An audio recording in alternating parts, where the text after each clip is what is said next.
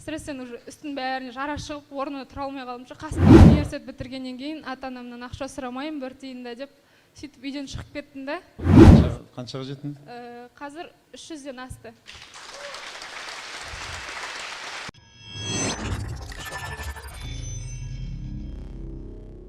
Барлықтарыңызға сәлем. Менің есімім Меруерт, Ақтөбе қаласынан келдім. Осында келгенде мен стресске түсіп келдім қатты. Өзім университет бітіргеннен кейін ата-анамнан ақша сұрамаймын, бір тиын да деп, сөйтіп үйден шығып кеттім да.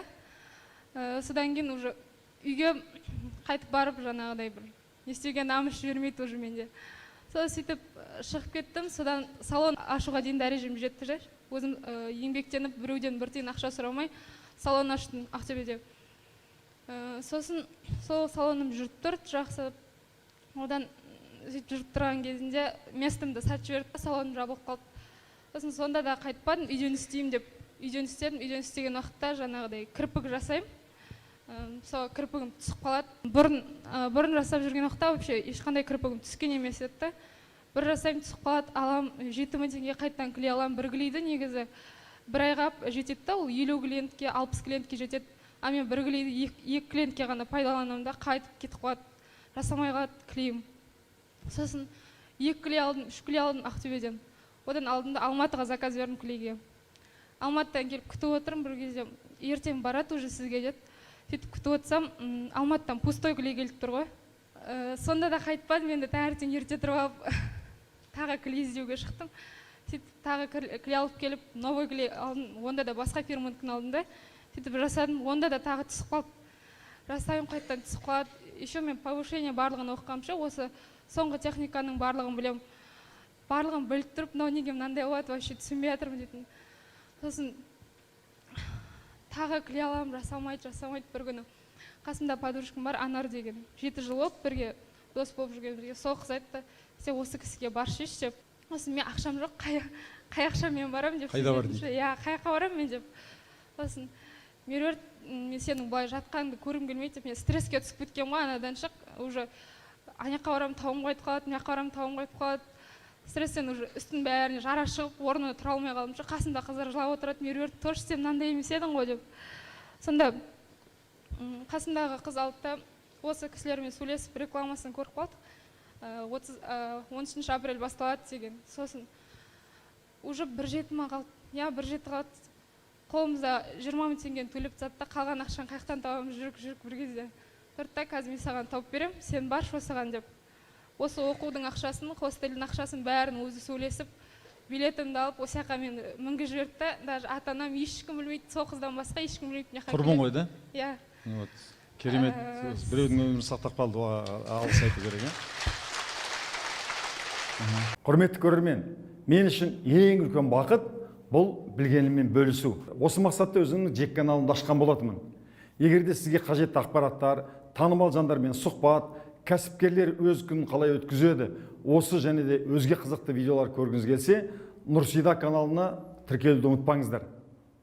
Нұрсила каналына төменгі сілтеме арқылы өте аласыз. Сосын Ақтөбеден осы жаққа қарай 2 күн жүреді пойыз. 2 күн бойы жылап кеттім. Не істепші, орнынан тұра алмаймыншы, уже жылап кеттім. Бір кезде хостелге келдім. Осы бизнес бастаудың хостеліне. Сосын іште жиналыс жасап сөйтті да, содан кейін мен шақырып алды өзімді. Сөйтсем, мен айтып қойған екен да, осындай жағдайда баратыр ол қыз депші.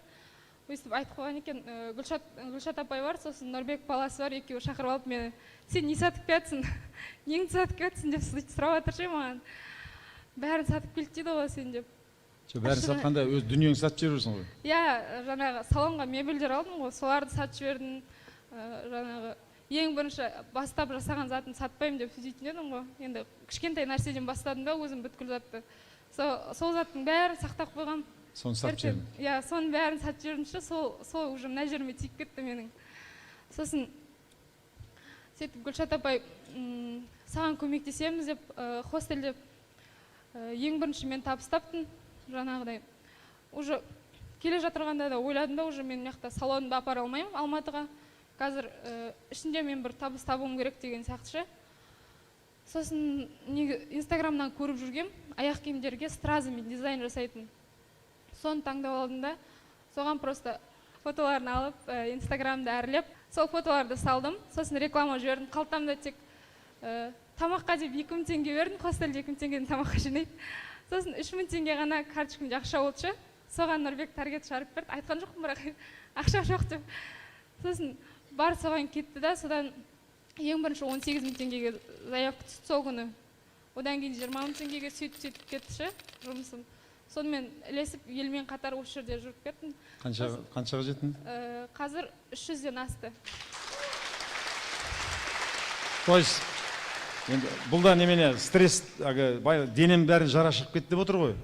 Ол жараны біреу тырнап, бірдеңке қылып шығарған жоқ, бәрі ойдан, бәрі стресс. Сол ой, енді бағана қуанып жүру, не болса да, енді мен меруертке сенімдімін. Өмірде кәсіпкердің өмірі сол.